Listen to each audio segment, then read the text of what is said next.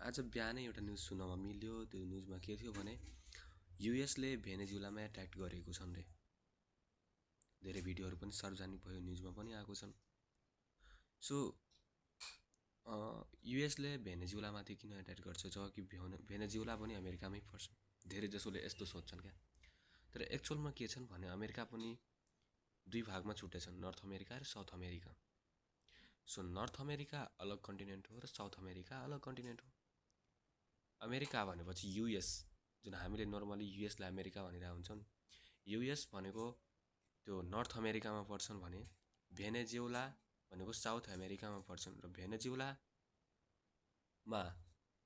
धेरै यस्तो प्राकृतिक वस्तुहरू छन् जुन इकोनोमिकलाई, युएसको इकोनोमीलाई ग्रो गर्न सक्छ, फ्युचरमा उसलाई फाइदा पुर्याउन सक्ने भएको हुनाले अमेरिकाले अर्थात् युएसले भेनेजुलामाथि आक्रमण गर्न खोजिरहेको छन् र आफ्नो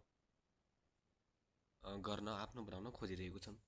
अर्को कुरा के छन् भने भेनेजुलाको जुन त्यो पोलिटिकल सिचुएसन छन् त्यो अहिले चाहिँ अल एन्ड डाउन सिचुएसन भन्छन्। त्यहाँको माइग्रेसनले गर्दा त्यहाँको इकोनोमिक निरन्तर डाउन भइरहेको छन्।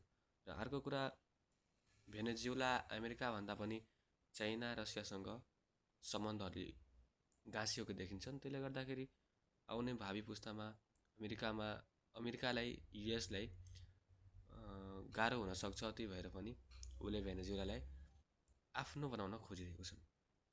आफ्नो भनेपछि आक्रमण गर्न खोजिरहेको छन्। सो आउने दिनमा को भन्न सक्छ कि नेपालमा यस्तो हुँदैन। नेपाललाई किन जोर्यो भन्छौ क्या। नेपाल पनि त्यतिकै अनडेभलप कन्ट्री छन्, डेभलपिङ कन्ट्री छन्। टेक्नोलोजी भनेको थाहा नै छैन, भर्खर स्टार्ट गरे हो। आउने दिनमा जब यस्तै नेताहरू आयो भने के भन्न सक्ला र कि नेपालमा एट्याक हुँदैन। किनभने नेपाल भनेको यस्तो लोकेसनमा छन्, यहाँबाट इन्डिया र चाइना दुईटैमा नजर राख्न सक्छन् अमेरिकाले। सो के चाहिँ गर्नु पर्यो नि त्यसलाई।